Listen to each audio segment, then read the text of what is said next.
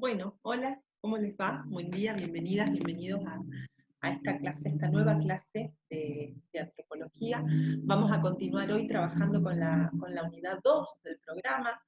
Eh, Nosotras veníamos desde la clase pasada comenzando a trabajar con esta unidad 2 y problematizamos la clase pasada básicamente dos conceptos. Por un lado, tratamos de acercarnos, de caracterizar, de aproximarnos a al concepto de cultura, y por otro lado, y vinculado al concepto de cultura, trabajamos este concepto de aculturación para pensar precisamente el contacto entre culturas cuando se produce de manera desigual. Y para pensar esta idea de aculturación es que trabajamos con el texto de Walter del Río y su equipo de investigación para pensar la categoría de genocidio, eh, que es la categoría que este equipo de investigación piensa para trabajar el vínculo entre el Estado argentino y los pueblos originarios desde fines del siglo XIX.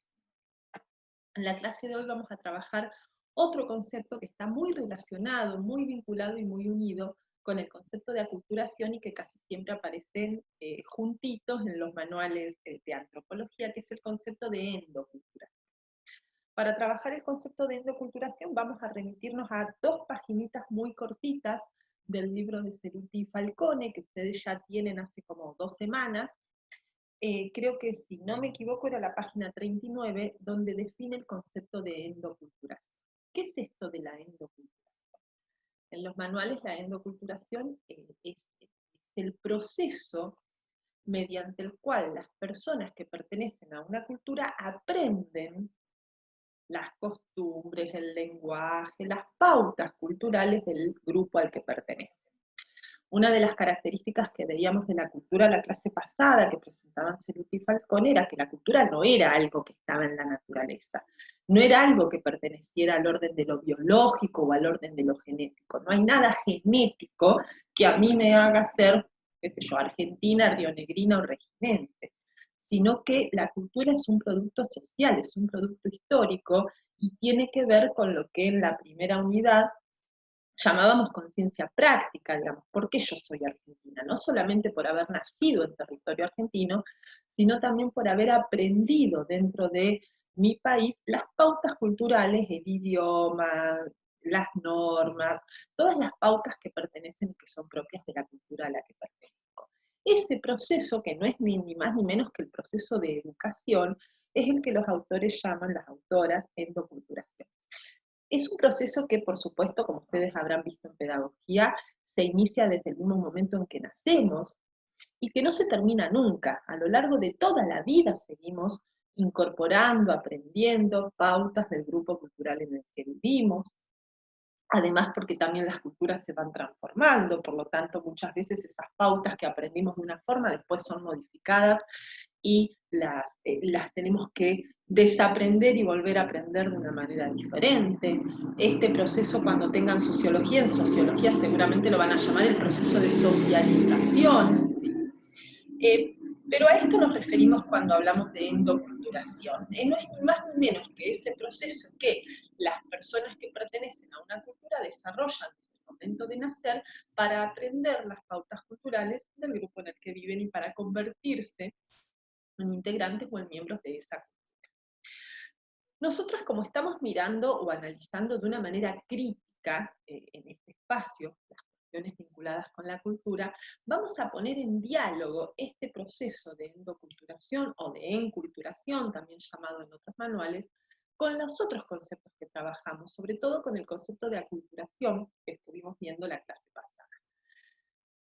Por lo tanto, lo que vamos a hacer es problematizar, bueno, vamos a preguntarnos cómo se da este proceso de endoculturación en el caso de las relaciones culturales desiguales.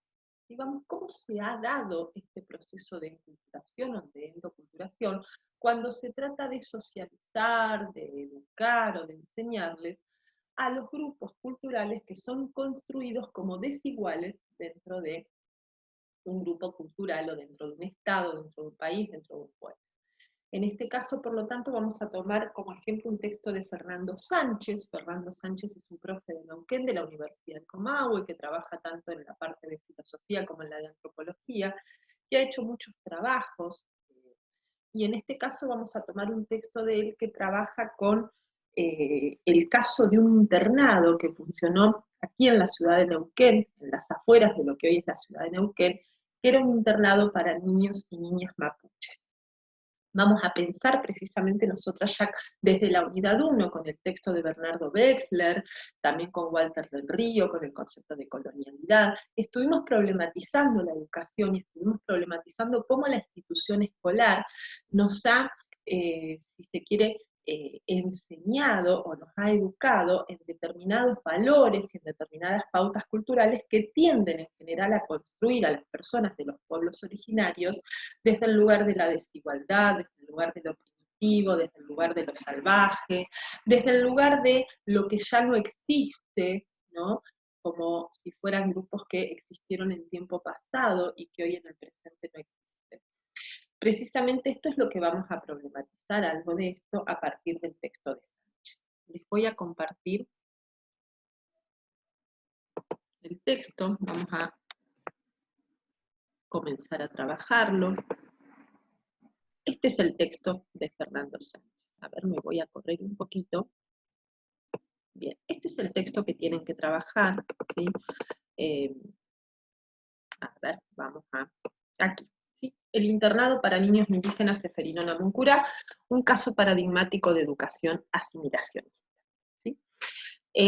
Fernando Sánchez nos cuenta en este texto la existencia de una escuela granja hogar de Neuquén, que se llamó Ceferino Namuncurá y que abrió en el año 1937.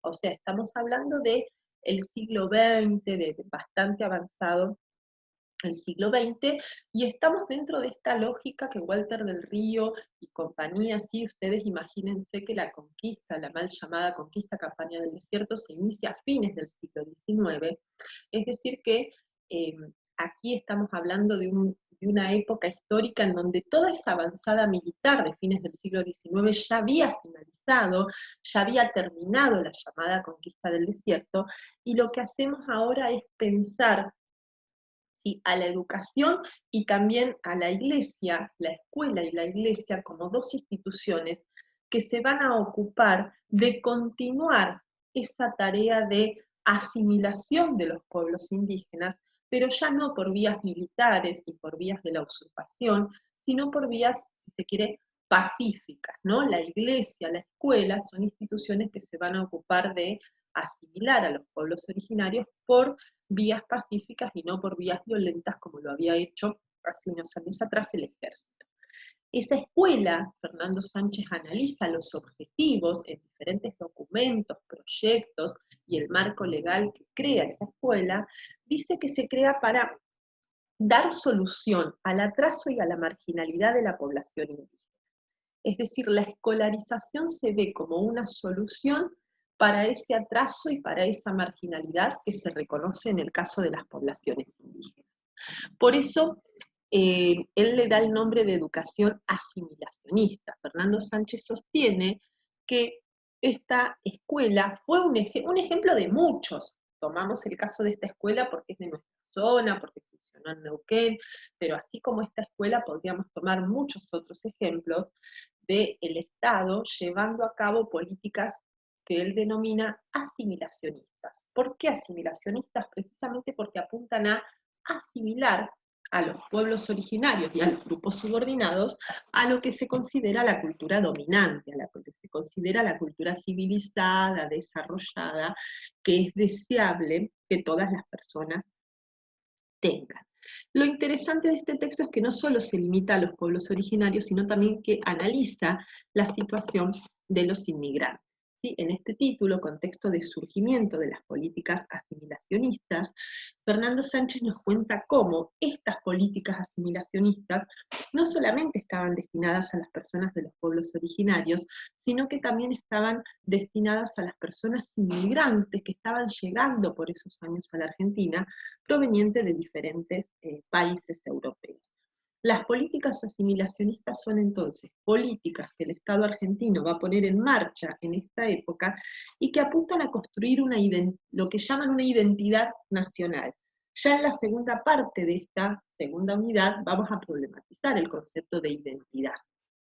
Pero bien, en esta época entonces se procura construir una identidad nacional única, homogénea, y con la construcción de esa identidad, por supuesto, supone suprimir las diferencias étnicas y culturales de los grupos culturales considerados, digamos, si se quiere, primitivos, atrasados, tienen que abandonar las pautas culturales que traen, que poseen, que practican, para asumir y aceptar las pautas culturales de esa identidad nacional única y deseable que se supone que todas las personas argentinas tenemos que portar. Y en este sentido, en pos de la construcción de esta identidad nacional, es que las políticas educativas se van a convertir en una vía privilegiada. Pensemos que la mayoría de los países del mundo que reciben inmigrantes dan mucha importancia a la educación, porque precisamente la educación va a ser la vía para absorber a esos inmigrantes y para tratar de construir en ellos, para tratar de inculcarles esa identidad nacional deseable. Y entonces las políticas asimilacionistas, considera Fernando Sánchez, van de la mano con otras políticas del Estado argentino en este momento. Ustedes imagínense, pensemos que ya desde el fines del siglo XIX el Estado está tratando de extender las fronteras nacionales a través de la ruptura, a través de violar los pactos que se habían eh, acordado con los pueblos originarios. Es decir, con los pueblos originarios se habían acordado límites, el Estado argentino viola esos acuerdos, viola esos tratados, invadiendo los territorios que pertenecían a los pueblos originarios, en pos de extender las fronteras de la nación. De la mano con esta política de extender las fronteras de la nación también va la política de atraer inmigrantes. El Estado argentino desde fines del siglo XIX y comienzos del siglo XX es un Estado muy preocupado por atraer inmigrantes europeos, ¿no? Fomenta la inmigración europea. Recordarán que, por ejemplo, ya nuestra Constitución desde el preámbulo sostiene que la Argentina es un país para todos los hombres del mundo que quieran habitar el suelo argentino, así dice nuestro preámbulo. Entonces, la inmigración europea, por supuesto, está fomentada por las autoridades estatales de esta época. Entonces tenemos expansión de la frontera, atracción de la inmigración y necesidad de mano de obra también para estos nuevos territorios y para esta nación que se está construyendo. Y pensen que la Argentina es una economía en expansión en ese momento. Entonces en nuestro país, en principio, cuando hablamos de políticas asimilacionistas, no estamos hablando tanto de que los inmigrantes que venían se tenían que adaptar a las pautas culturales locales, sino al revés. Digamos, las clases dirigentes de nuestro país, desde fines del siglo XIX y principios del siglo XX, a lo que apuntan no es a que los inmigrantes europeos adopten la identidad cultural argentina, sino al revés, a que los argentinos y las argentinas adoptemos las pautas culturales de los europeos. Esta élite dirigente veía en los países europeos, sobre todo por ejemplo en Inglaterra y en Francia, un modelo de civilización, un modelo de desarrollo, un modelo de cultura que había que imitar.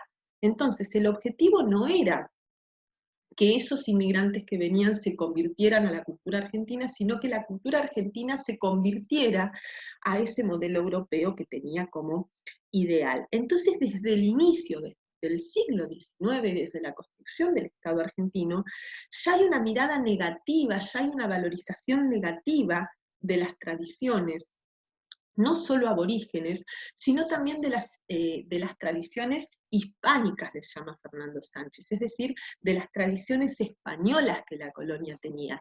No va a ser España el modelo cultural que estos dirigentes van a tener, sino Inglaterra, Francia, otros países de Europa, pero no precisamente España.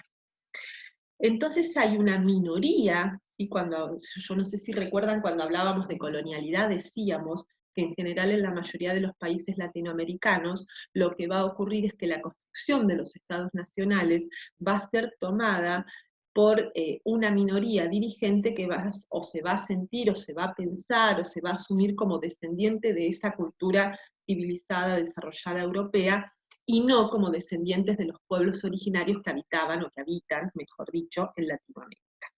Entonces, esta minoría que tiene en la cabeza como modelos ideales a Francia, Inglaterra, a la considerada Europa desarrollada del momento, diseña políticas públicas para transformar a una mayoría poblacional a la que se piensa como atrasada, y también fomenta la inmigración porque esta minoría cree que estos recién llegados van a traer modernidad, van a traer prosperidad, van a traer desarrollo, van a traer civilización.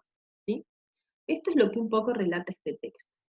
¿Qué pasa, pero con esta inmigración que esta élite dirigente imaginaba? Bueno, esta élite dirigente imaginaba una inmigración que no fue la que de hecho llegó. Esta élite dirigente se imaginaba que los inmigrantes que iban a venir a la Argentina iban a ser personas de determinados sectores sociales, que iban a ser personas educadas, instruidas, que iban a traer a la Argentina progreso, civilización, recursos, que iban a traer innovaciones, ideas nuevas. Pero en realidad la mayoría de las inmigrantes y de los inmigrantes que venían llegando de Europa, ustedes piensen, ¿sí?, que Europa a principios del siglo XX, entre los años 1914 y 1918-19, vive la Primera Guerra Mundial. Entonces, la mayoría de los inmigrantes europeos que llegan al territorio argentino no son de una élite desarrollada, culta, como se imaginaban las clases dirigentes de nuestro país. La mayoría de los inmigrantes que llegan son campesinos italianos y españoles, empobrecidos, muchos de ellos no tenían educación, no tenían instrucción. ¿Sí? Entonces ahora sí, esa élite dirigente que se imaginaba que los inmigrantes iban a venir de Inglaterra o de Francia y que iban a traer progreso y civilización, se encuentra con que los inmigrantes europeos ni vienen de Inglaterra y de Francia, ni tampoco traen el patrimonio cultural que esta élite se imaginaba o que esperaba que trajeran. Entonces ahora sí, esta élite dominante plantea también la necesidad de transformar las pautas de origen de esos inmigrantes. Comienzan a asociar a estos nuevos inmigrantes con la criminalidad, con la ignorancia, con la marginalidad, a culparlos de los hechos de violencia, a culparlos de los males del país, ¿no? Pensemos en la continuidad de estos discursos en la actualidad, ¿no? En nuestro país, desde el 1970 en adelante, la inmigración que sigue llegando a la Argentina ya no es de origen europeo, sino más bien de los países limítrofes, ¿sí?, de Chile, de Bolivia, de Paraguay. ¿Cuántas veces escuchamos discursos que asocian también a estos inmigrantes con la ignorancia, con la marginalidad, con la delincuencia, con la falta de trabajo, con un montón de males de nuestro país de los que supuestamente la culpa la tienen las personas que llegan de otros lugares? Entonces ese inmigrante comienza a ser imaginado por esta élite dirigente ya no como un sujeto desarrollado, culto, sino como un sujeto bárbaro, como un sujeto ignorante, pero que tiene una virtud, y es la virtud de ser educable. Es decir, que es bárbaro, que es ignorante, que es salvaje, que es todo lo malo que quiera, pero como es educable, puede modificar todo eso negativo que tiene. ¿Y dónde va a modificar todo eso negativo que tiene? Y en la escuela. La escuela pública va a ser un lugar en donde precisamente el Estado va a asumir la tarea de transmitir esa identidad argentina ideal, deseable, que la élite dirigente quiere formar para nuestro país. Entonces, tenemos un Estado que le va a comenzar a dar gran importancia a la educación pública. Pensemos en cómo nos enseñan en la escuela la figura de Sarmiento, ¿no?, como el padre del aula, como aquel presidente que fomentó la educación pública. Y efectivamente podemos cuestionarle muchísimas cosas a la figura de Sarmiento, pero hay que reconocer que fomentó la educación pública. ¿Y por qué fomentó la educación pública? Precisamente porque veía en la educación pública la posibilidad de que el indio deje de ser indio, de que ¿no? Más adelante, no Sarmiento porque no es de este contexto, pero más adelante también de que los inmigrantes dejen de ser bárbaros salvajes, ¿sí? Tanto los pueblos originarios como estos inmigrantes que van a llegar a la Argentina, sobre todo a principios del siglo XX en adelante, ¿sí? Sarmiento es anterior, Sarmiento es del siglo XIX, pero ¿por qué tanta importancia le da el Estado argentino desde fines o mediados del siglo XIX en adelante? ¿Por qué se crea la Ley de Educación Común que obliga a todos los niños y todas las niñas del país a pasar por la escuela primaria? Porque la escuela va a ser un instrumento de construcción de la identidad nacional y del logro de ese ciudadano ideal que la élite dirigente argentina tiene en la cabeza. Entonces, construimos una escuela pública que se ocupa de transmitir un pasado imaginario.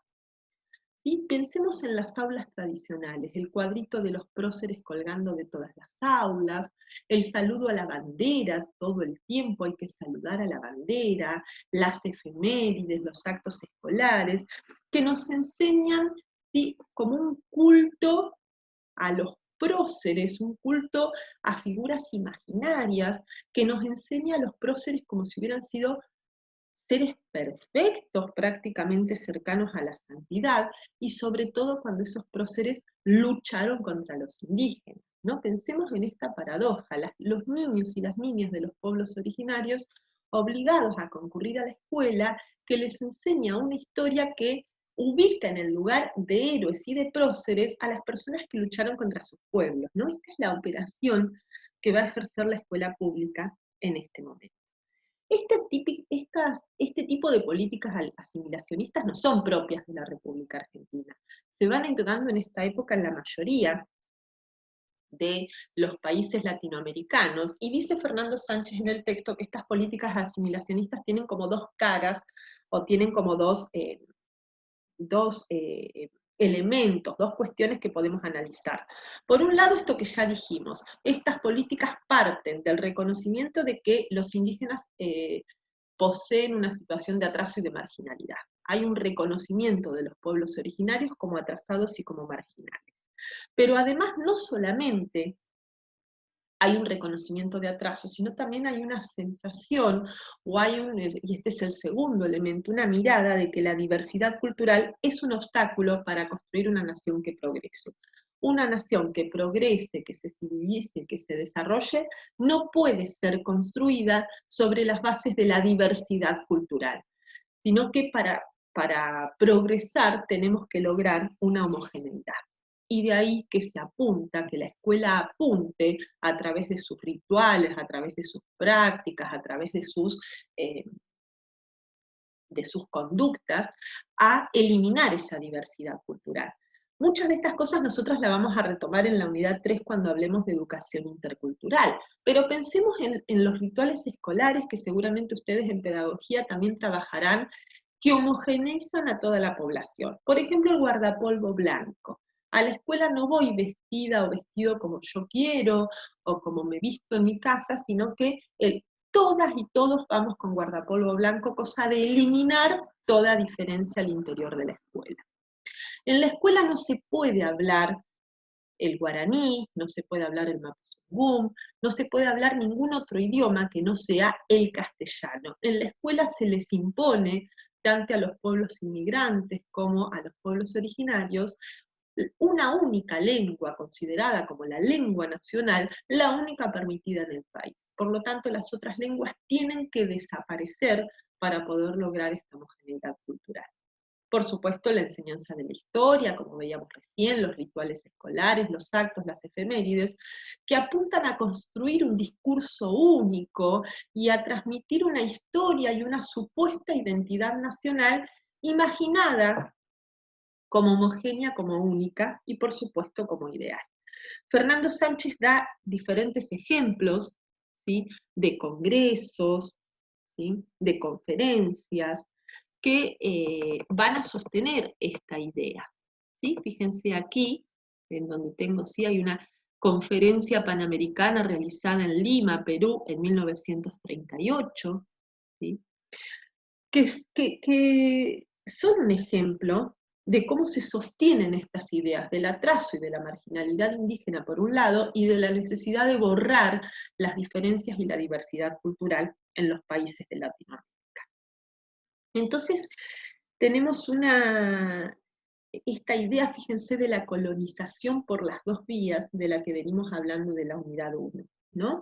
Hay una colonización material, hay una colonización que se da a través de la ocupación de los territorios que pertenecen a los pueblos originarios, pero también hay una colonización cultural ideológica que no solamente va a estar a cargo de la escuela. Nosotras aquí estamos problematizando la escuela porque vamos a ser docentes, pero también la Iglesia tuvo un papel fundamental en esta colonización ideológica, apuntando a que se abandonen las creencias religiosas, las cosmovisiones propias de los pueblos originarios para convertirse al catolicismo, y también las empresas, ¿sí?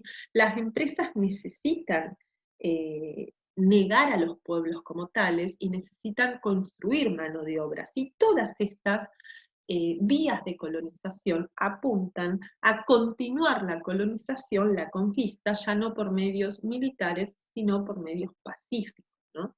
Y a negar la existencia de los pueblos como tales. Ya el mapuche no es mapuche, el guaraní no es guaraní, el diaguita no es diaguita, sino que son todos indios, y bajo esa categoría despectiva, aparte y peyorativa del indio, coloco a una diversidad de pueblos, de culturas, que en realidad tampoco eran ni son homogéneos entre sí. No es igual el pueblo mapuche que el pueblo guaraní, que el pueblo diaguita. Son diferentes pueblos, diferentes lenguas, diferentes culturas, que van a ser homogeneizadas bajo la categoría de indios y pensados todos como sujetos atrasados, salvajes, primitivos, y a los que hay que desarrollar y civilizar. Esta es un poco la introducción o la presentación teórica de las ideas que dan origen a esta escuela granja hogar para niños indígenas en Neuquén. En 1937 cuenta Fernando Sánchez que el gobernador del entonces Territorio Nacional de Neuquén, recuerden que tanto Neuquén como Río Negro en esta época no eran provincias argentinas, eran llamados territorios nacionales, precisamente porque eran los territorios que habían sido hasta hace muy poquito tiempo territorios de los pueblos originarios, y que el Estado argentino les había quitado a los pueblos originarios a partir de la conquista del desierto. Imagínense que esta escuela se abrió en 1937 y la conquista del desierto había terminado apenas, qué sé yo, se había no terminado, ¿sí? Estamos hablando precisamente de que estas medidas apuntan a continuarla por otros medios, pero la conquista del desierto había comenzado apenas hacía 40 años atrás de la creación de esta escuela. Por lo tanto, estamos hablando de la continuidad de la misma política de la conquista por otros medios. Cuando estos territorios son quitados a los pueblos originarios, el Estado Nacional nombra autoridades en estos territorios, enviadas desde Nación, y entonces son gobernadores de los territorios nacionales, gobernadores no elegidos por la gente, como hoy los gobernadores y las gobernadoras de nuestras provincias, sino enviadas por Nación para gobernar estas tierras que todavía estaban pobladas por pueblos originarios, aunque fueran llamadas desiertos. Funciona como una escuela internado en las afueras de la ciudad de Neuquén. ¿Qué significa que funciona como escuela internado? Que a los niños que enviaban ahí estaban de lunes a viernes viviendo en la escuela y solo podían volver con sus familias en las vacaciones cuando terminaba el año escolar. La escuela hogar, dice Fernando Sánchez, cuando se abrió, albergaba unos 30 chicos mapuches que tenían entre 13 y 16 años. Es un dato muy significativo que esos chicos, ¿por qué iban? Porque los elegían los comisarios, y esto lo pongo entre comillas porque es un dato significativo, de conformidad con caciques y padres, ¿sí? Es decir, iba el comisario. Habría que preguntarse qué tipo de conformidad podían dar esas personas cuando habían sido invadiadas y saqueadas por el mismo ejército que ahora les pedía muy amablemente que enviara a sus hijos a estas escuelas. Habría que ver hasta dónde llegaba esa conformidad. Y esos niños se quedaban todo el año en la escuela, adolescentes, y volvían solamente de vacaciones con sus familias cuando terminaba el año escolar. En estas páginas 188, 189, Fernando Sánchez nos da ejemplos claros de, fíjense cómo la escuela tenía extremadamente pautadas, ¿sí?, las actividades diarias, ¿no? Ahí leo, aquí, fíjense, por la mañana al despertarse, ejercicios físicos, luego la instrucción primaria a cargo del maestro normal, más tarde el aprendizaje de artes y oficios. Por la tarde, 13 niños reciben instrucción de prácticas de agricultura y granja. 14 son trasladados en un automóvil a la gobernación hasta la capital, hasta Neuquén, y distribuidos de manera que, ¿sí?, a las 13 horas se encuentren en sus respectivos destinos, que son 4 niños en el taller de carpintería. Bueno, en fin, ustedes pueden seguir leyendo, pero fíjense, hay una manera muy particular de pautar todas las actividades y de pautar todas las horas del día, que a mí me hace mucho acordar a cuando estudiaba historia y leía las pautas de los conventos medievales. En los conventos medievales los monjes también tenían: a tal hora se levantan, a tal hora desayunan, a tal hora se higienizan, a tal hora rezan, a tal hora trabajan, a tal hora hacen tal, ¿sí? Todas las actividades y todos los horarios del día rigurosamente pautadas hora por hora. Para analizar estas extremas medidas, ¿sí?, de horarios, Fernando Sánchez toma los aportes de un filósofo francés, que seguramente vamos a nombrar mucho, no solo en antropología, sino también en pedagogía y en otros espacios, que es Michel Foucault. Michel Foucault habla en sus análisis de lo que él consideraba instituciones de encierro.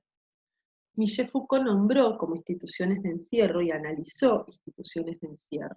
¿Cuáles son las instituciones de encierro? Las cárceles y los hospitales psiquiátricos fundamentalmente.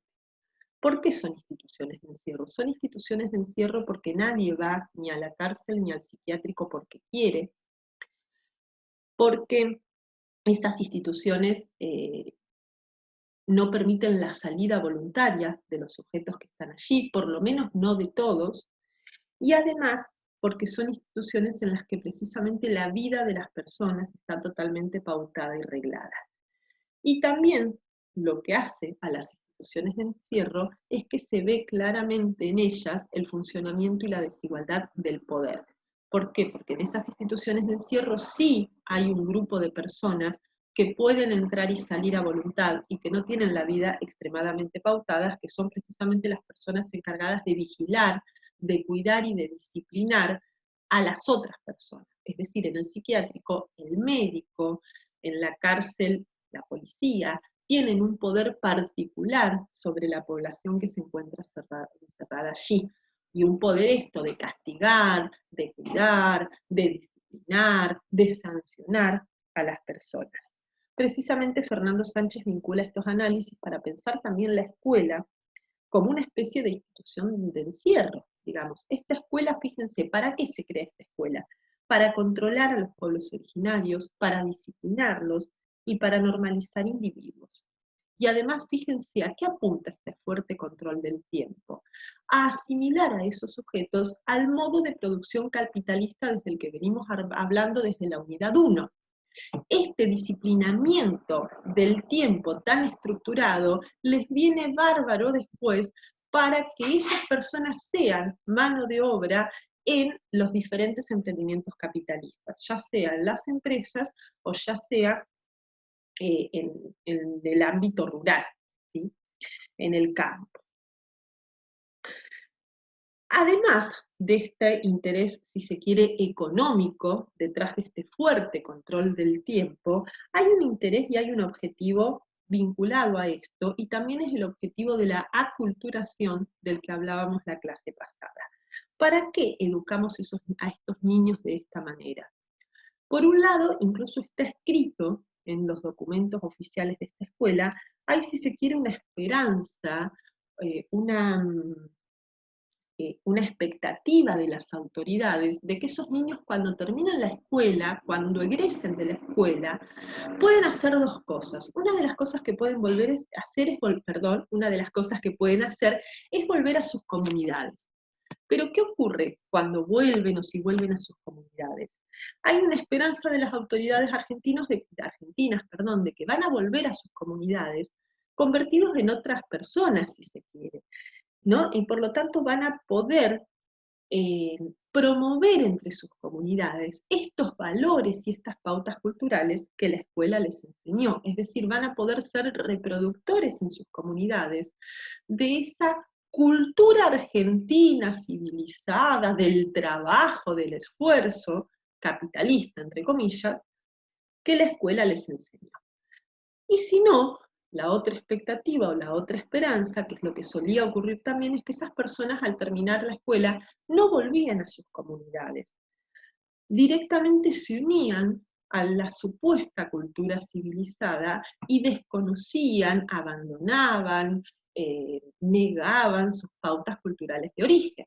Y ahí tenemos como el ideal de este proyecto de aculturación del que hablábamos la clase pasada.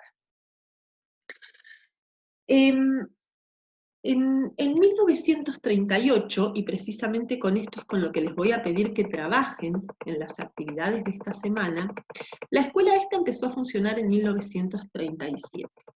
En 1938, fíjense aquí, dice, en septiembre de 1938, la escuela comienza a llamarse Ceferino Namuncurá. Se bautiza a la escuela con este nombre.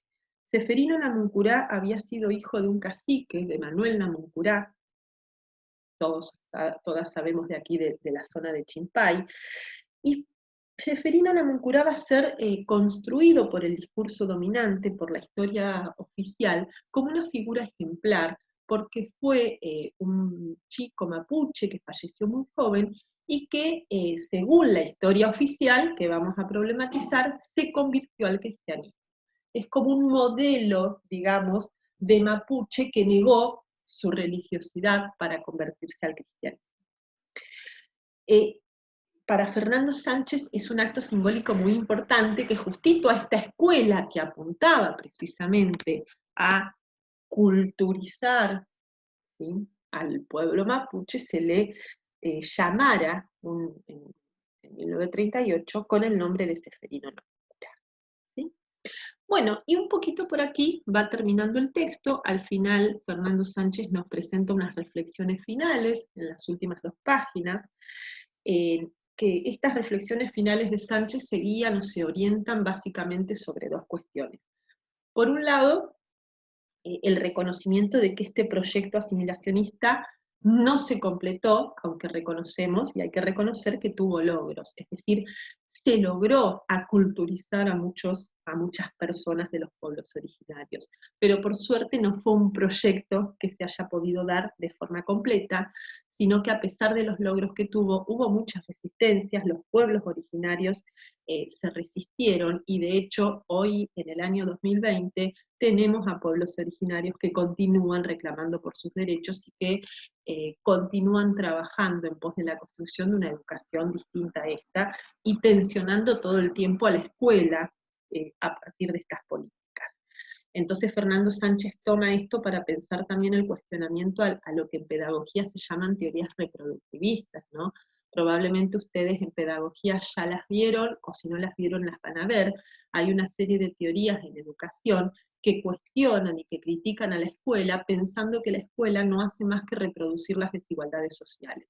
La escuela no hace más que hacer que el rico sea más rico y hacer que el pobre siga siendo pobre y encima se resigne a su pobreza. Fernando Sánchez cuestiona estas teorías diciendo que sí, es cierto, obviamente que la escuela, y si pensamos en estas políticas, apunta a reproducir desigualdades. Pero también hay resistencias y también hay posibilidades de pensar otras vías y otras prácticas educativas. Esto, por un lado, es uno de los ejes de las reflexiones finales que Fernando Sánchez nos presenta al final de su texto. Y el otro eje tiene que ver con la pregunta por el presente, ¿no? Hoy en día en la escuela, estos discursos racistas, estas políticas asimilacionistas del Estado, podemos pensar que, por lo menos en los discursos, fue superado, que ya ningún documento oficial del Ministerio de Educación va a reconocer o va a decir abiertamente que apunta a que los pueblos originarios dejen de ser salvajes y primitivos y pasen a ser civilizados o desarrollados. Hoy ningún funcionario del ministerio ni ningún documento oficial diría eso, y sin embargo habría que preguntarse si estas prácticas no siguen subsistiendo en las prácticas, sino en los discursos. De hecho, leía, a propósito de la pandemia, no sé si vieron en las redes sociales, el Ministerio de Educación de la Nación mandó cuadernillos para todos los grados, con actividades y con contenidos para que trabajemos con los niños y las niñas de las escuelas primarias a lo largo de esta pandemia. Y los pueblos originarios cuestionaron mucho esos cuadernillos precisamente y los denuncian ante el INADI porque sostienen que esos cuadernillos siguen reproduciendo estereotipos y valores negativos y prácticas de discriminación hacia los pueblos originarios, hablando de ellos como si vivieran en el pasado y no presentándolos como una cuestión o como presentes en la actualidad. Esta escuela de Neuquén, puntualmente de la que nos habla Fernando Sánchez, que existió en Neuquén, dejó de funcionar en la década del 60, ¿sí? En la década del 60 el Estado neuquino aplicó una política de redistribución de tierras a los pueblos originarios, les dio tierras bajo la figura de reservas y contempló la presencia de escuelas en esas diferentes reservas. Y por eso precisamente es que Fernando Sánchez se pregunta por la pervivencia de estas prácticas. Digo, esta escuela internado dejó de funcionar. Ya no sostenemos la idea de que tienen que ir una semana entera a la escuela, vivir ahí, no, porque tienen que abandonar su cultura de origen, y sin embargo muchas veces habría que ver con qué tipo de diseño curricular o qué tipo de contenidos se transmiten en las diferentes escuelas de esas reservas.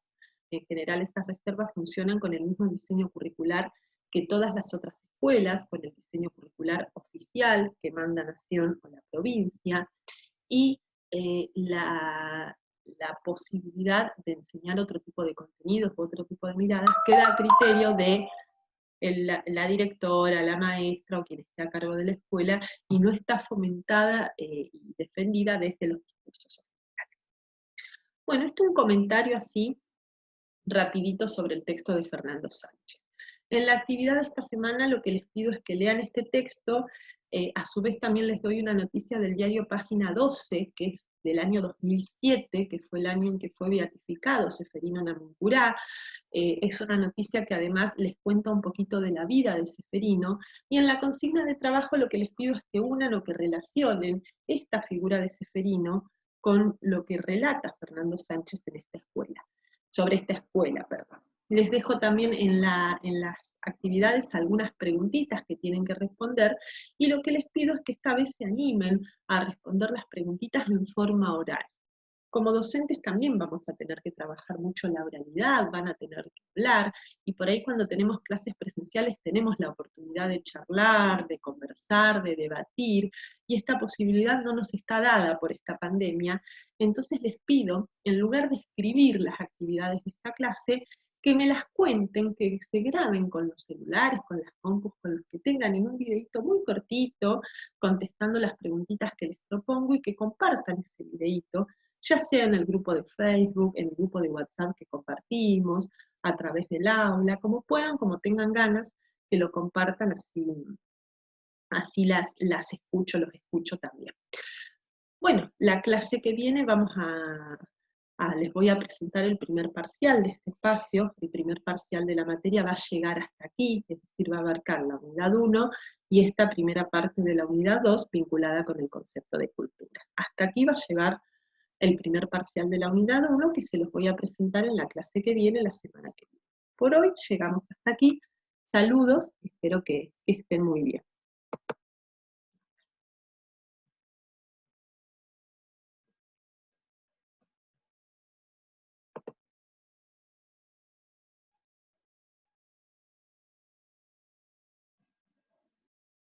Ahora sí, chao.